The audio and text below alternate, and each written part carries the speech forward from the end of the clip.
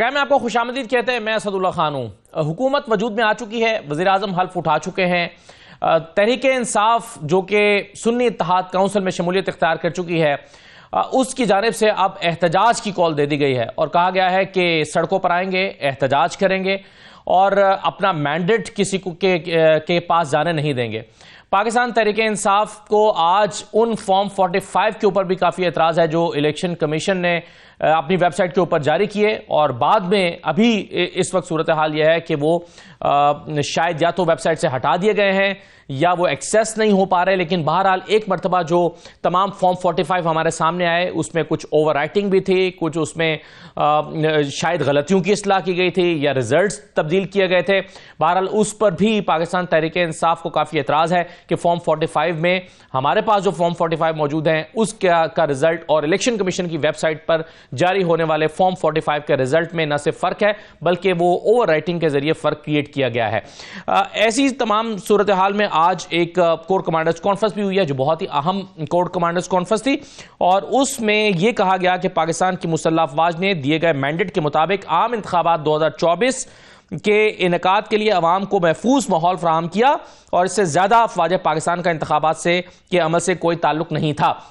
इस core commanders conference में यह भी कहा गया है कि कुछ मखसूस मगर महदूद सियासी अनासिर सोशल मीडिया और मीडिया के कुछ सेगमेंट्स की तरफ से मुदाखलत के गैर मुसद्दका इल्जामात के साथ पाकिस्तान की मुसल्लह अफवाज को बदनाम कर रहे हैं जो इंतहाई काबिल मजम्मत है।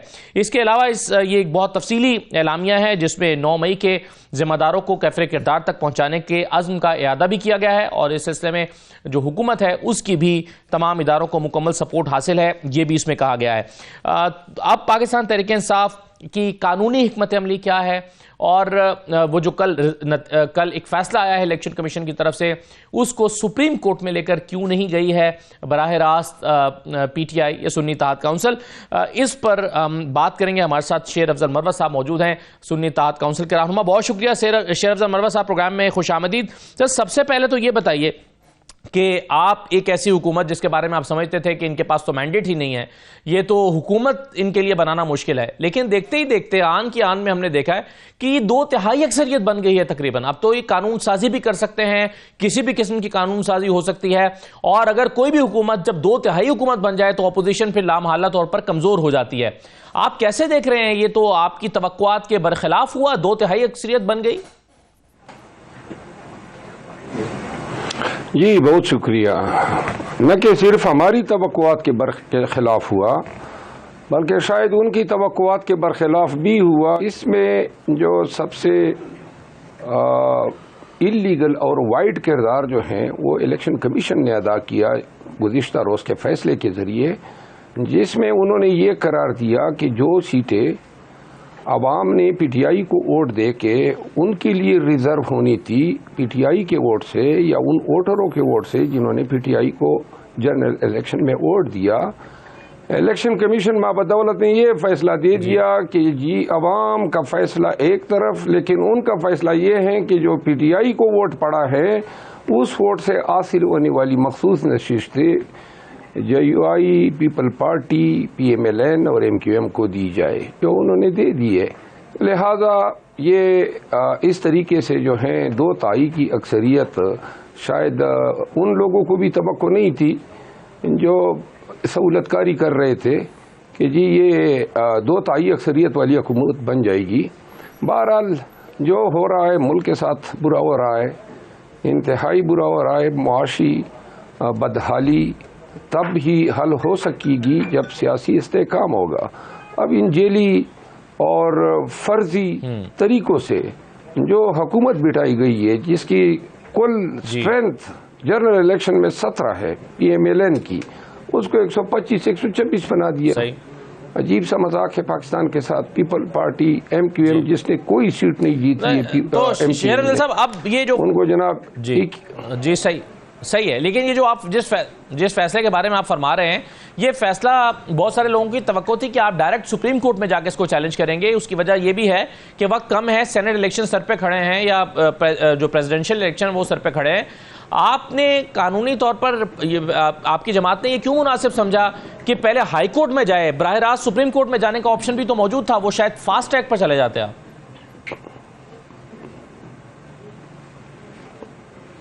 असल में हम जिधर भी चले जाएं, मसला है हमारा कि हम एक तरफ हैं और निज़ाम की तमाम इकाइयाँ दूसरी तरफ हैं।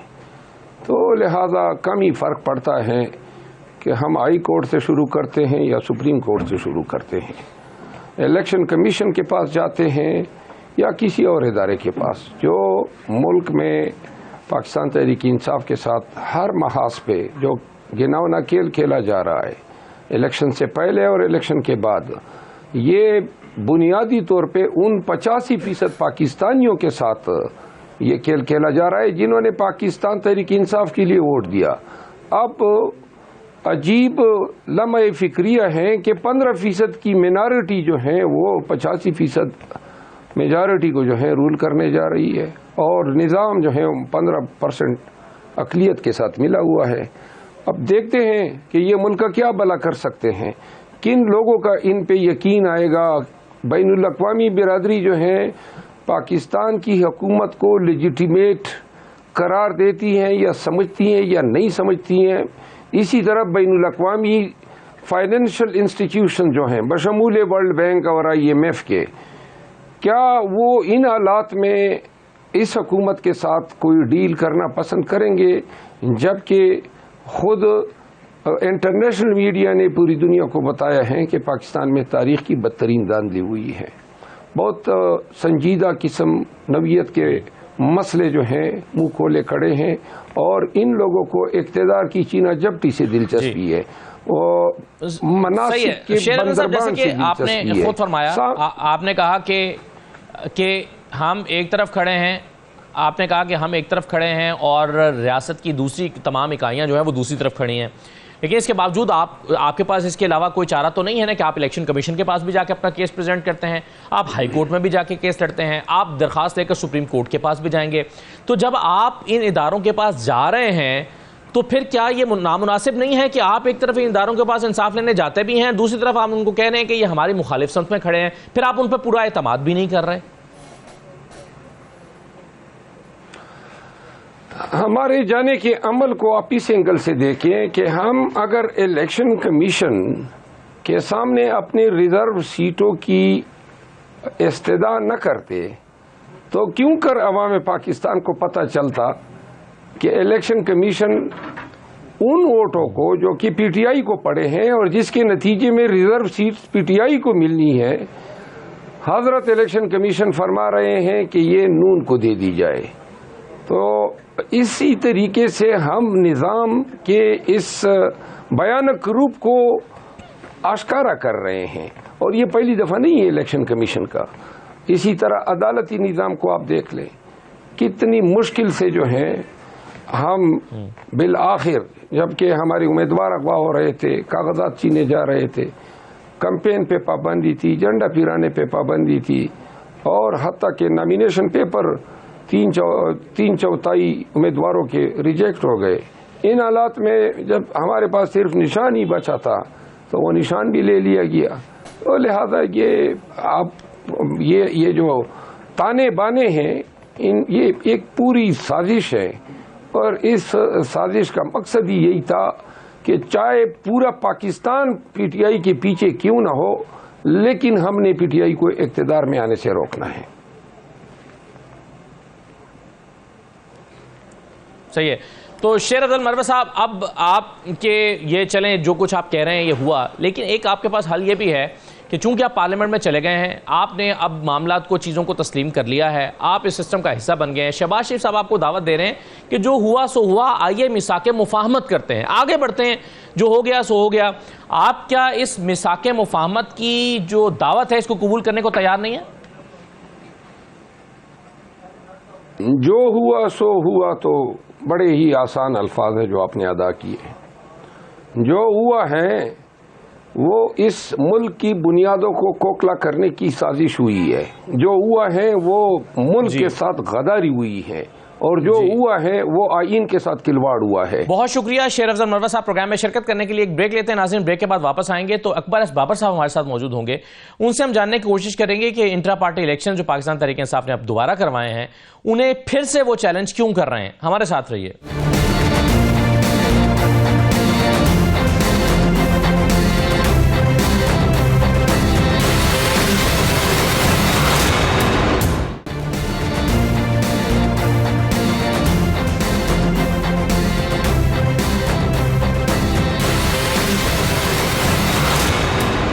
ब्रेक के बाद आपको दोबारा खुशामदीद कहते हैं। पाकिस्तान तहरीक इंसाफ के बानी रहनुमा अकबर एस बाबर साहब हमारे साथ मौजूद हैं। अकबर एस बाबर साहब, बहुत शुक्रिया, खुशामदीद कहते हैं आपको प्रोग्राम में। सर, इस मरतबा क्या हुआ? आप पहले गए इलेक्शन कमीशन के पास, आपने उसको चैलेंज किया, तहरीक इंसाफ से उनका निशान चला गया, उनके पास अब रिजर्व सीट्स नहीं हैं, अब उन्हें सुन्नी इत्तेहाद काउंसिल में जाना पड़ा है। एक मरतबा आप फिर चले गए हैं, इस मरतबा क्या हुआ है? क्या आप फिर समझते हैं कि नहीं इलेक्शन ठीक हुए? बिस्मिल्लाहिर्रहमानिर्रहीम। देखिए, जैसे कि मैंने अभी गुफ्तगू में कहा, इलेक्शन कमीशन के बाहर के इंतहाई अफसोसनाक बात है और कि पाकिस्तान तहरीक इंसाफ जो है ये जो इस पे एक काबिज है लोग, टोला जो है, ये नाम नेहाद की आदत कह रहे हैं, खुद साख्ता कह रहे हैं इनको, क्योंकि कानूनी तौर पे इनकी कोई मकाम नहीं है। जब इलेक्शन कमीशन ऑफ पाकिस्तान ने फैसला दिया 22 दिसंबर को, तो साथ ही तमाम जो ओहदेदारान थे जिनकी एक फहरिस्त दी गई थी इलेक्शन कमीशन को फॉर्म 65 के तहत, उसको भी रिजेक्ट कर दिया।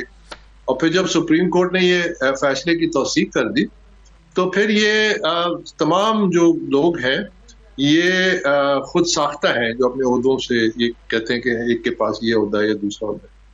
तो मेरी ये तवक्को थी, मैंने 2 फरवरी को प्रेस कॉन्फ्रेंस भी की जब इन्होंने एक और इंट्रा पार्टी का 5 फरवरी का ऐलान किया था। तो मैंने यही कहा था कि देखिए, ये मत करें, हमने इस पार्टी को एक कानूनी सही बुनियादों पे और पीटीआई के आइन के मुताबिक मुनज़्ज़म करना है। तो मैंने एक ऑलिव ब्रांच मैंने पेशकश की थी कि फाउंडिंग चेयरमैन जो है वो एक वकील अपना नामजद करे, हम वकील नामजद करते हैं, टर्म्स ऑफ रेफरेंस बनाते हैं और फिर उसके बाद टेबल पे बैठ के ये तमाम मामलात को सुलझाते हैं कि अब एक लीगल वॉइड है, लीडरशिप है ही नहीं, ये पार्टी जो है इसका सिंबल भी ले लिया गया। अब अगर मजीद आपने ये कोताही की, कहीं ऐसा ना हो कि ये पार्टी डीलिस्ट हो जाए, रजिस्ट्रेशन भी इसकी कैंसिल हो जाए, तो मजीद नुकसान हो, जिस तरफ आप इशारा करें इसमें तो कोई शक नहीं है इनको नुकसान हुआ। लेकिन अब ये नुकसान का जिम्मेदार तो यही लोग हैं ना जिन्होंने ये तमाम गैर कानूनी फेल किए, यहाँ तक कि सुप्रीम कोर्ट में तमाम मामला की तस्दीक होगी। तो मेरी ये कोशिश थी कि इसको अफाम और तफहीम से हल करें, लेकिन फिर इन्होंने उसका जवाब क्या दिया। यानी 2 फरवरी को इन्होंने एक प्रेस रिलीज जारी की जो कि मेरे नाम से है, जिसपे मुझ पे कीचड़ उछाला गया। आप सब उसको एक्सेस भी कर सकते हैं, आपको शायद मिली भी होगी। और न सिर्फ ये, बल्कि ये कहा कि इसको तो पार्टी से 26 सितंबर 2011 को निकाल दिया गया है। अब ये खुल्ला कंटेम्प्ट है सुप्रीम कोर्ट के फैसले की 13 जनवरी। ये खुल्लम खुल्ला इलेक्शन कमीशन के 2 फैसलों की कंटेम्प्ट है। ये खुल्लम खुल्ला इस्लामाबाद हाई कोर्ट के फैसले की कंटेम्प्ट है। यानी ये मुझे उस प्रोसेस से बाहर रखना चाहते थे। क्यों? क्योंकि इनको खौफ है कि अगर ये पार्टी के जो मामलात हैं उसको ट्रांसपेरेंसी की तरफ लेना जाना चाहता है, तो इनका जो कंट्रोल है पार्टी के ऊपर, इनकी जो एक मोनोपोली बनी हुई है, ये जो कब्जा ग्रुप है। और ये कौन लोग हैं? आप देखिए, मैं नाम नहीं लेता, लेकिन आप सब जानते हैं इनमें ऐसे लोग हैं जो सुबह नाश्ते पे एक जमात में होते हैं, दोपहर के खाने में दूसरी जमात में होते हैं, रात के खाने में ये तीसरी जमात में होते हैं, और सोने से पहले दुआ करते हैं कि या अल्लाह मुझे कोई ऐसी पार्टी दे दे जिसके मेरे वारे न्यारे होते हैं। तो ये वो लोग हैं। अब ये नहीं चाहते कि पार्टी। अकबर एस बाबर साहब, आपने ये फरमाया कि आप पर कीचड़ उछाला गया, आपको पार्टी से निकाल दिया गया। आपकी इस मर्तबा इंट्रा पार्टी इलेक्शंस को चैलेंज करने की रीजंस फिर क्या पर्सनल है? हरगिज नहीं। देखिए, ना पहले मेरी पर्सनल थी ना आज पर्सनल। मुझे पार्टी से किसी सूरत में नहीं निकाला गया। मैं यही तो आपको कह रहा हूं कि जब सुप्रीम कोर्ट ने अपने फैसले में कहा कि अकबर एस बाबर ना सिर्फ बानी रुकन है बल्कि मेंबर है, और आपको याद होगा कि 2 दिन मोअज़्ज़िज़ चीफ जस्टिस साहब ने, जब ये इंट्रा पार्टी इलेक्शन का केस चल रहा था 11, 12 और 13 जनवरी को, तो उन्होंने 12 पीटीआई के वकीलों से पूछा कि जी आप हमें कुछ तो दस्तावेज दिखाइए कि इसको पार्टी से निकाला गया है। वो नाकाम हुए। अब फिर उनसे पूछा गया कि क्या ये फाउंडिंग मेंबर है, तो हामिद खान ने कहा हाँ ये फाउंडिंग मेंबर है। तो फिर उनसे पूछा गया कितने फाउंडिंग मेंबर थे, उन्होंने कहा 8 से 12 फाउंडिंग मेंबर थे। तो देखिए, ये जो बात।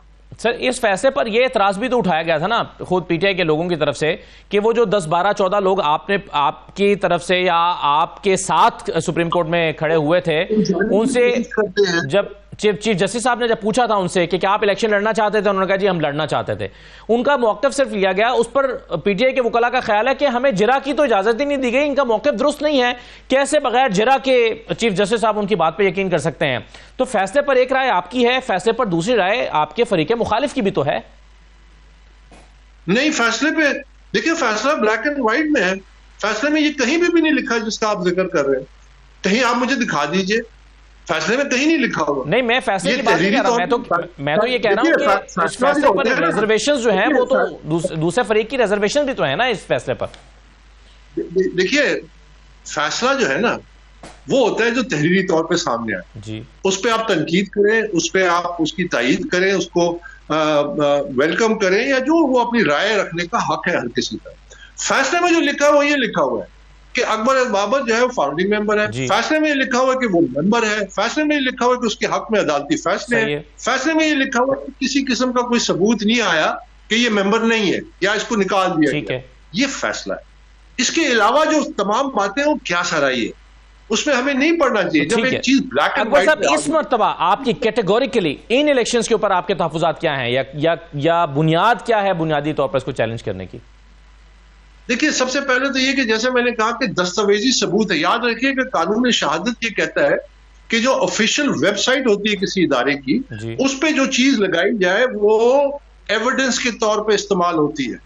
ये कानून शहादत पाकिस्तान के कानून है। जब आपने पाकिस्तान तहरीक इंसाफ की ऑफिशियल वेबसाइट पे मेरे नाम से एक प्रेस रिलीज जारी की कि हम इसको मेंबर मानते ही नहीं है, और उसमें फिर वही पुरानी कहानी, जबकि सुप्रीम कोर्ट का फैसला आ चुका था, तो मुझे उस अमल से इन्होंने बाहर कर दिया। अब मैं कोई कचकोल लेके और इनके पास तो नहीं जाऊंगा, ना मेरी कोई इतनी सस्ती इज्जत है कि मैं इनके पास जाके इनसे कहूंगा मेरा हक है, मैं पीटीआई का फाउंडिंग मेंबर हूं, मुझसे मेरा हक छीना गया, नंबर एक।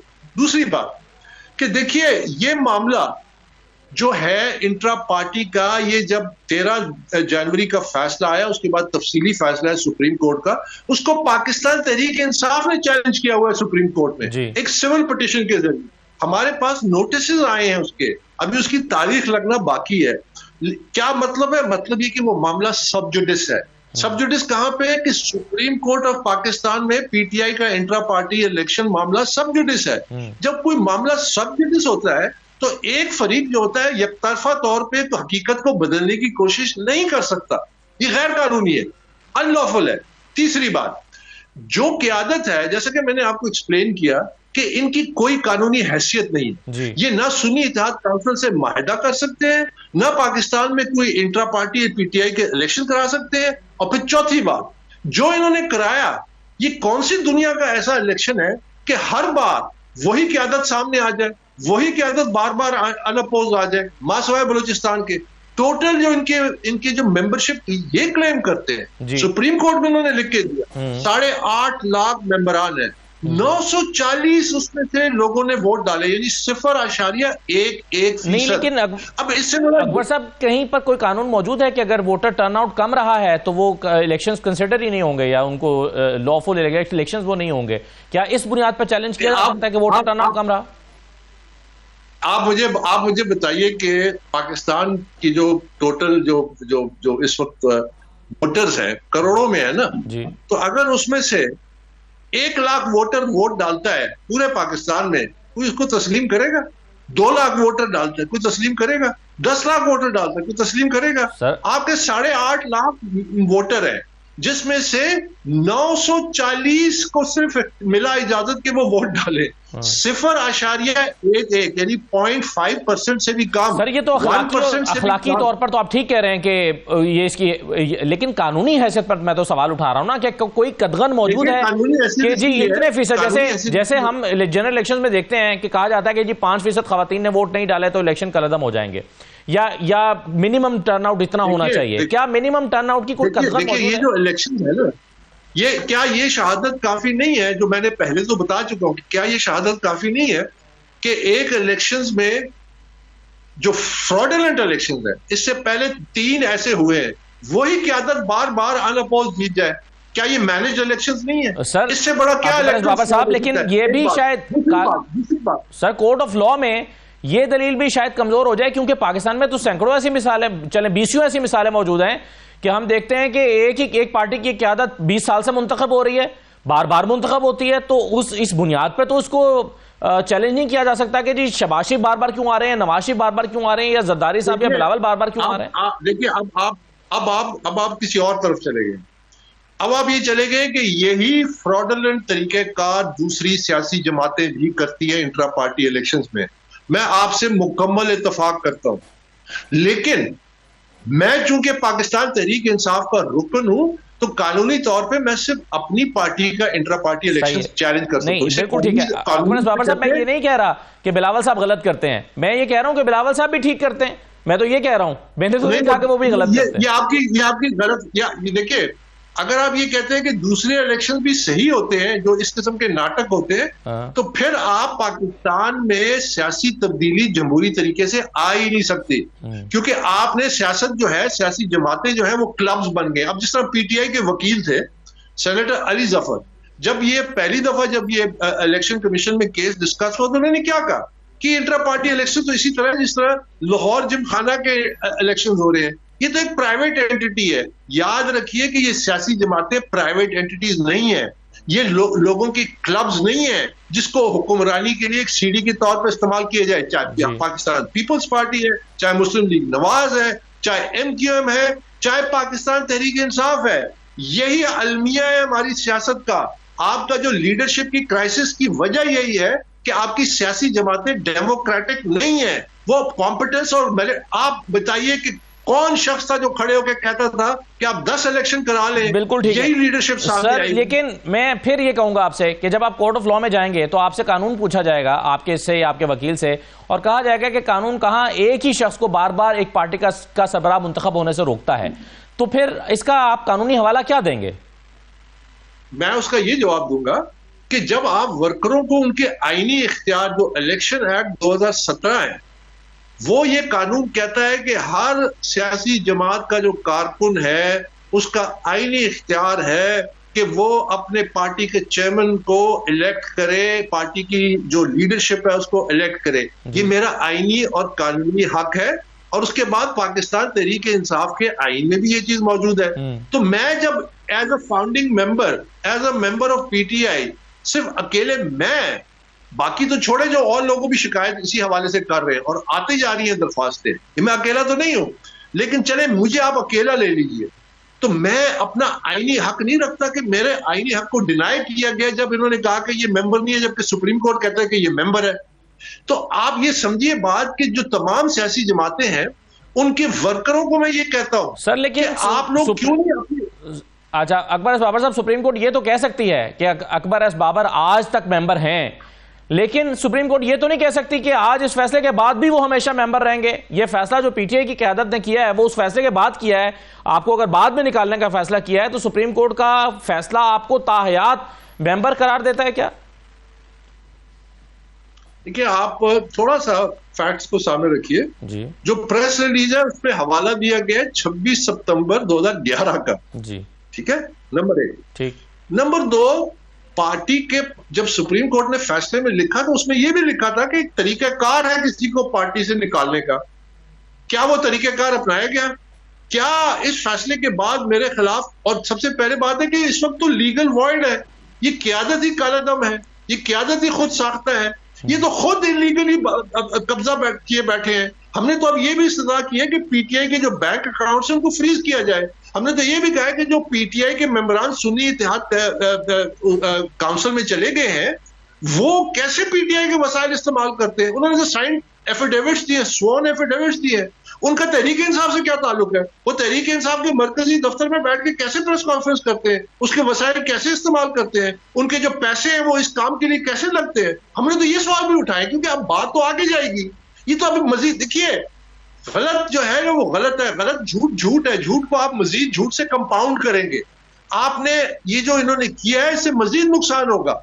मैं नहीं चाहता, लेकिन ये होने इसके बिल्कुल मौजूद है ये कि ये शायद पार्टी को डीलिस्ट ना हो जाए, डीरजिस्टर ना हो जाए, इसमें पाबंदी ना, ये आप क्यों आप कानूनी रास्ता नहीं इख्तियार करते?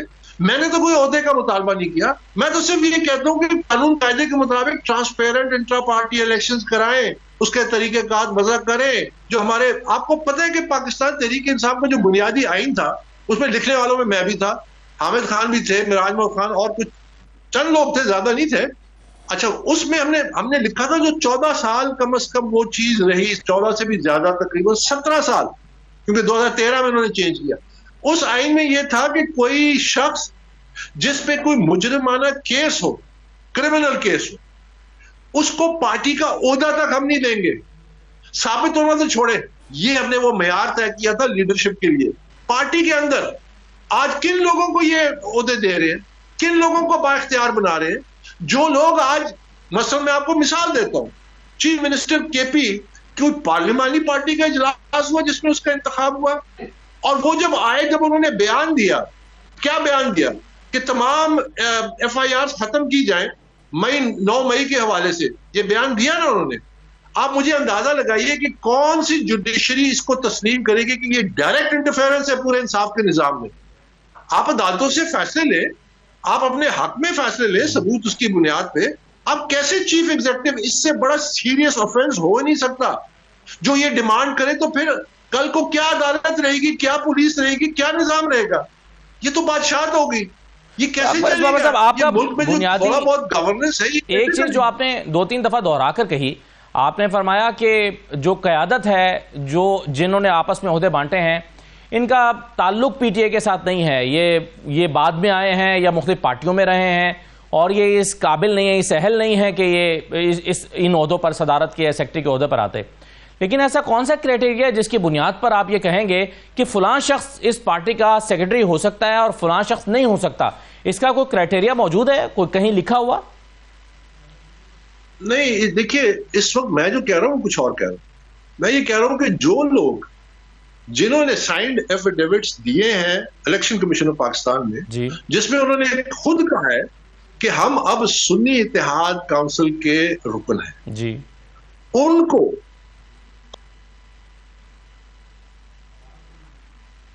जी इस्तेमाल जी, क्योंकि हमारा कानून बड़ा वाज़ेह है।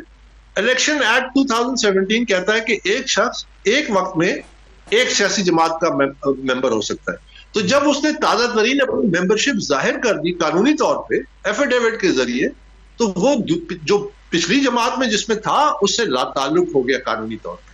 मैं उनकी बात कर रहा हूं। अभी हमारे पास पूरी लिस्ट आनी है। नहीं, लेकिन जिनके पास पार्टी के ओहदे आए हैं, उन्होंने तो सुन्नी इत्तेहाद काउंसिल में शिरकत नहीं की, शमूलियत इख्तियार नहीं की है। अलीमीन गंडापुर साहब हों या उमर अयूब साहब हों, ये तो सुन्नी इत्तेहाद काउंसिल में नहीं गए हैं सर।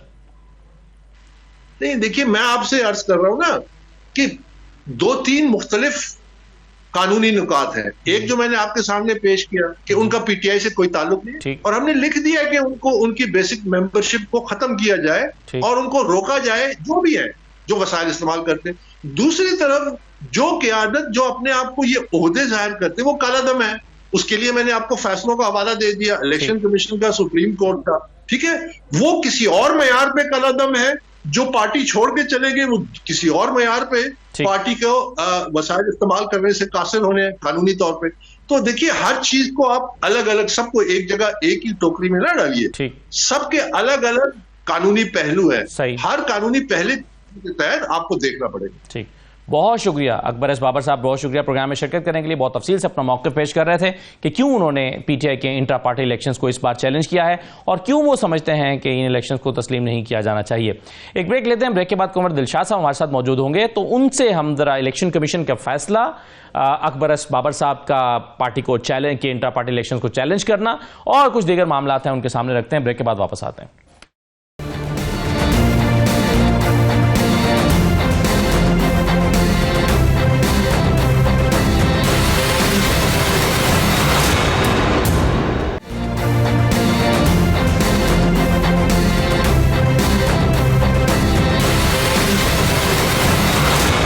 ब्रेक के बाद आपको दोबारा खुशामदीद कहते हैं। कंवर दिलशाद साहब हमारे साथ मौजूद हैं, साबिक सेक्रेटरी इलेक्शन कमीशन। कंवर साहब बहुत शुक्रिया, खुशामदीद। कल जो फैसला है इलेक्शन कमीशन का सुन्नी इत्तेहाद काउंसिल की मखसूस नशस्तों के हवाले से, उस पर आज सुन्नी इत्तेहाद काउंसिल की क़यादत ने इलेक्शन कमीशन से मुतालबा किया है कि मुस्ताफ़ी हो जाए, पूरा का पूरा कमीशन मुस्ताफ़ी हो जाए।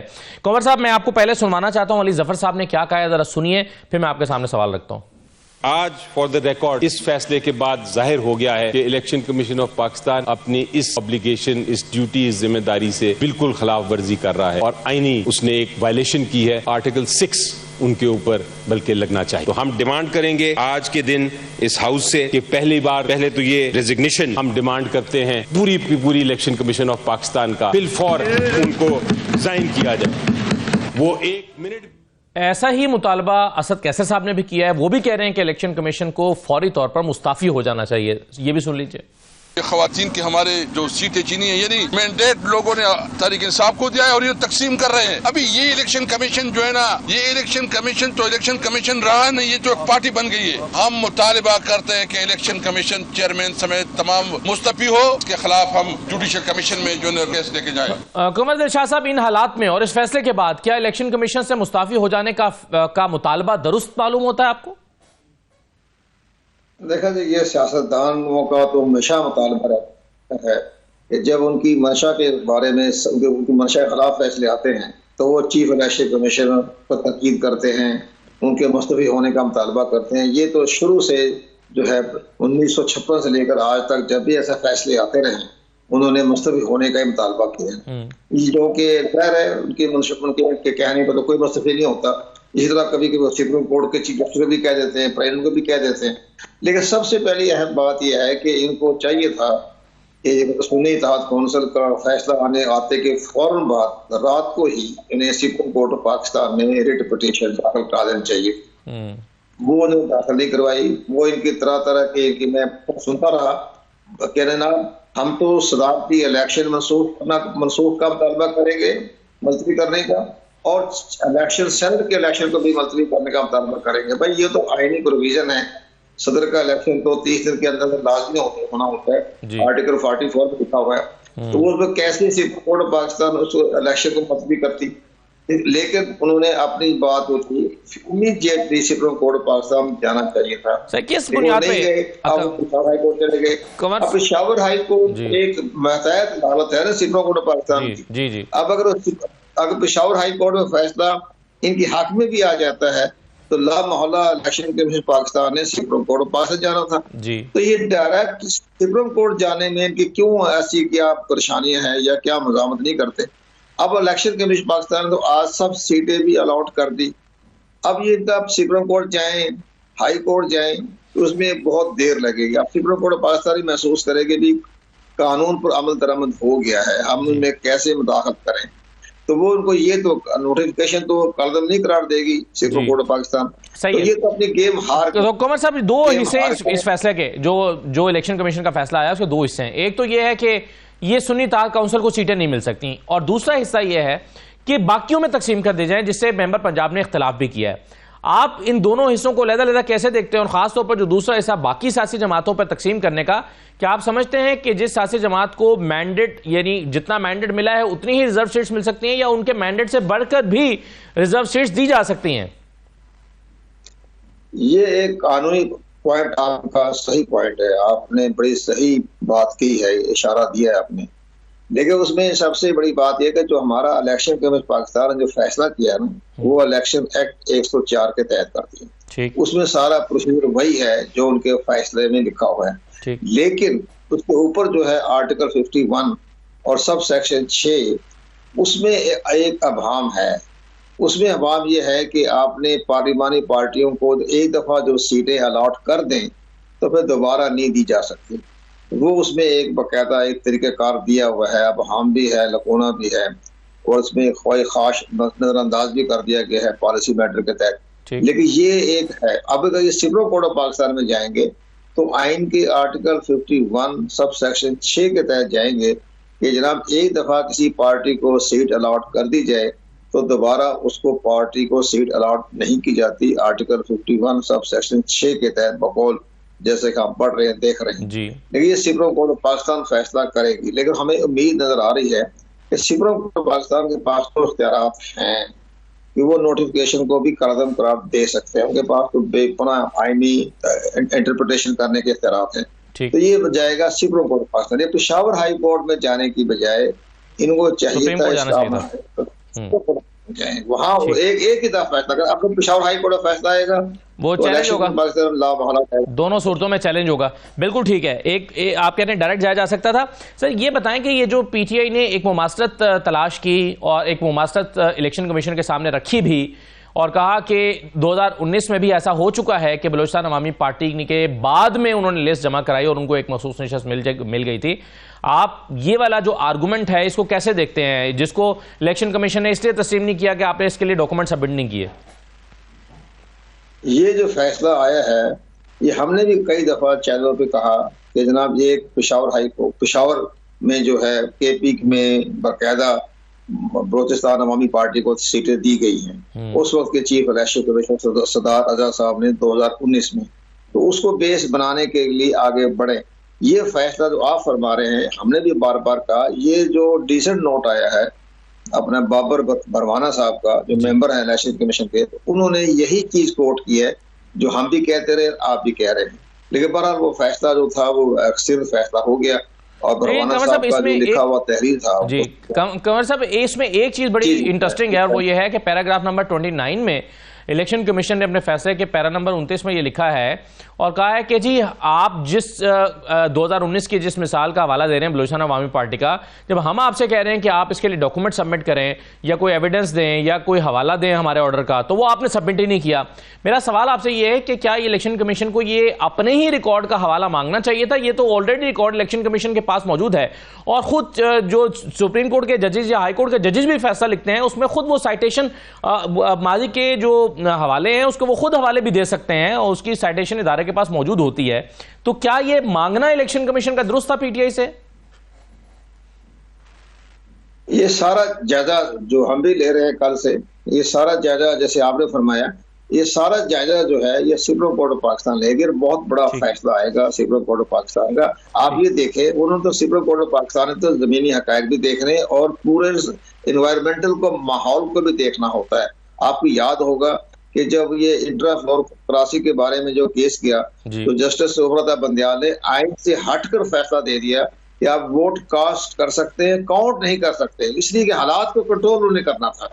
तो ये इसी तरह के हालात को कंट्रोल कर लिया और वो जनाब फ्लोर क्रॉसिंग के बारे में फैसला आ गया, 25 सीटों में दोबारा इंतखाबात हो गए। तो ये चीजें भी सामने आएगी आपके सामने। ये सुप्रीम कोर्ट ऑफ पाकिस्तान के जो ऑनरेबल चीफ जस्टिस है वो इस पर फैसला करेंगे। ठीक है। अच्छा कंवर साहब, अब ये बताइए, एक और मामला है, आज फॉर्म 45 अपलोड हुए हैं। एक तो ये कि वो डेडलाइन जो 22 फरवरी की थी, यानी 14 दिन के अंदर अंदर अपलोड होने चाहिए थे, उसको इलेक्शन कमीशन मीट नहीं कर सका।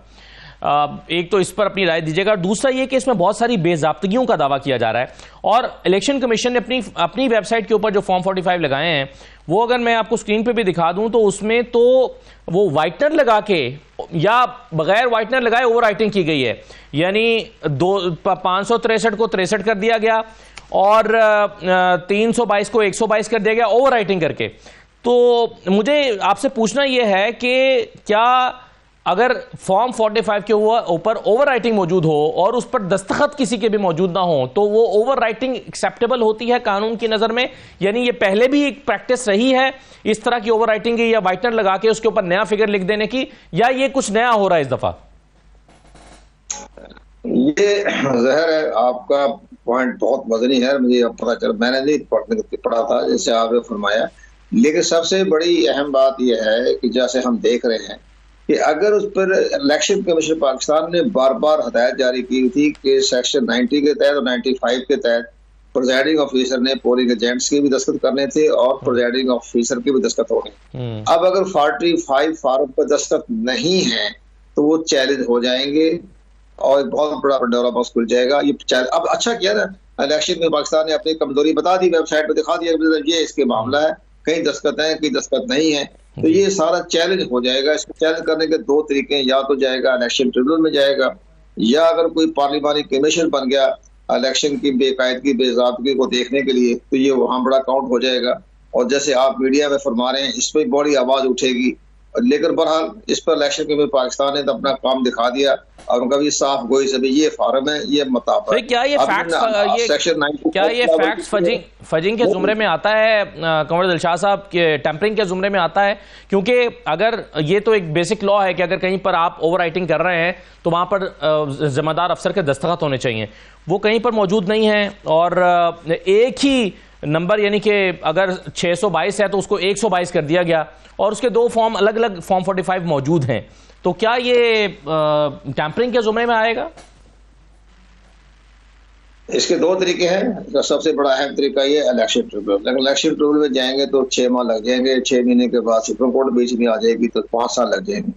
इसका तो आसान तरीका यह है कि मुतालबा करें सुप्रीम कोर्ट में पार्लियामेंट के सामने बाकायदा उनका एक पार्लिमानी कमीशन बनाए और पार्लिमानी कमेटी बना लें या उसी तरह का जुडिशल कमीशन बना लें जैसे कि 2014 में चीफ जस्टिस पाकिस्तान नासिर मुल्क की सरबराही बना था 3 रुकनी, उन्होंने फैसला 1-2 महीने में कर दिया था। तो खैर उनकी बेकायदगी हुई है, मनज़म धांधली नहीं हुई।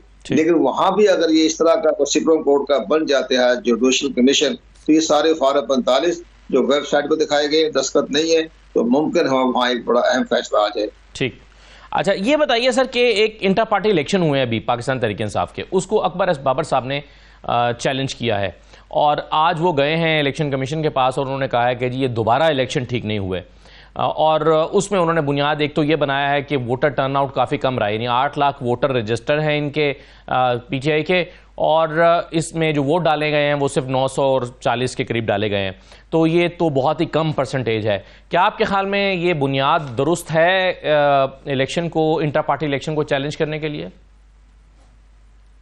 नहीं, मेरा ख्याल है कि अगर इसी तरह के अकबर बाबर साहब ने तो ठीक है, उनके साथ पार्टी का इख्तिलाफ चल रहा है 2011 से और जितने भी इलेक्शन होते हैं इंटर पार्टी इलेक्शन तो वो ही बार बार उसके ऊपर तनकीद भी करते हैं और इलेक्शन को चैलेंज भी करते हैं। लेकिन अब जो फैसला हमारे ख्याल में अब चूंकि इन्होंने इंतखाबात करवा दिए, जैसे भी करवा दिए जैसे बाकी सियासी पार्टियां करवाती रहती है तो इन्होंने भी करवा दी हैं, तो मुमकिन है कि वो ऐसा कोई बाबर साहब की जो चैलेंज किया है वो उसको मुस्तरद कर देंगे। अब वो उसके ऊपर फैसला नहीं करेंगे, वो इसलिए कि बस बहुत हो गई है। इंटरनेट ने उनका अपना इंतखाबी निशान वापस ले लिया, सारा कुछ हो गया, इंतखाबी हो गए, पार्टी हुकूमतें भी इनके बन गई, केपी में जगह जगह लीडर ऑफ द अपोजिशन बन गए हैं। तो नजर ये आएगा कि अब इस पार्टी का इलेक्शन जो है वो तस्लीम कर लिया जाएगा और अकबर एस बाबर की दरखास्त। एक और जो नुक्ता उठाया गया वो ये है कि जिन लोगों ने, जिन उम्मीदवारों ने सुन्नी इत्तेहाद काउंसिल को ज्वाइन कर लिया है वो उनको पीटीआई से निकाला जाए, वो पीटीआई का हिस्सा नहीं हो सकते, इसको आप कैसे देखते हैं? देखा जी, ये पाकिस्तान पीपल पार्टी पार्लियामेंटेरियन के साथ भी यही हो रहा है। पाकिस्तान पीपल पार्टी पार्लियामेंटेरियन जो है वो पाकिस्तान पीपल पार्टी का भी हिस्सा है। बिलावल जरदारी साहब जो है पाकिस्तान पीपल पार्टी के सदर हैं और Asif Ali Zardari Pakistan people party parliamentarian के चेयरमैन है। उनके बंदे बाकायदा कौमी असम्बली भी है, सूबाई असम्बली भी है, वजारतें भी मिल जाएगी, सुबह मिली गई है खैर कराची में। तो लेकिन बहरहाल ये मामला ऐसा दूरदेशी का नहीं आता कि जी उनको निकाला जाए, ये किया जाए, वो किया जाए, ये मामला नहीं होता। फिर तो पाकिस्तान पीपल पार्टी पार्लियामेंटेरियन में जद में आ जाएगी। तो वो भी इसी तरह दो किश्ती में सवार है ना वो भी। तो ये मामला नहीं जाएगा। ये मेरा ख्याल है इलेक्शन पाकिस्तान को ऐसी दरखास्तों पर गौर नहीं करना चाहिए। बिला वजह तनकीद होती है, गालियां खाते हैं, तनकीद होती है, मुस्तकिल होते हैं, ऐसी दरखास्तों को साबिक तो हमारे चीफ इलेक्शन कमीशनर सरदार रजा थे, इस तरह हमारे काजी फारूक साहब थे, जस्टिस शाह साहब थे, वो इस तरह की दरखास्तों को उसी टाइम चैम्बर में कर देते थे रिजेक्टेड, बस खत्म भाई, नो नोटिस। तो ये सारे मामला तो इस तरह देखे इलेक्शन में पाकिस्तान को चाहिए कि जो छोटी छोटी दरखास्त तो आती जाती रहेंगी, रेजगारी टैब दरखास्तें मसरूफ करें सबको। ठीक है। और आपने एक तरफ उन्होंने जो फैसला कर दिया सुन्नी इत्तेहाद काउंसिल का वो सेक्शन 104 के मुताबिक किया, दुरुस्त किया है, बिल्कुल ठीक किया। इससे आगे वो जा नहीं सकते थे। आइन में तरमीम करने की उनको गुंजाइश नहीं थी, आइन की इंटरप्रिटेशन करने की ईसीपी के पास इख्तियार नहीं थे। उन्होंने 104 के तहत फैसला कर दिया। अब आपके अदालतें खुली, सुप्रीम कोर्ट में जाएं। सही है, सुप्रीम कोर्ट में जाएं। बहुत शुक्रिया कंवर दिलशाद साहब प्रोग्राम में शिरकत करने के लिए। ये नाज़रीन आज का प्रोग्राम था, इजाज़त दीजिए, अल्लाह हाफ़िज़।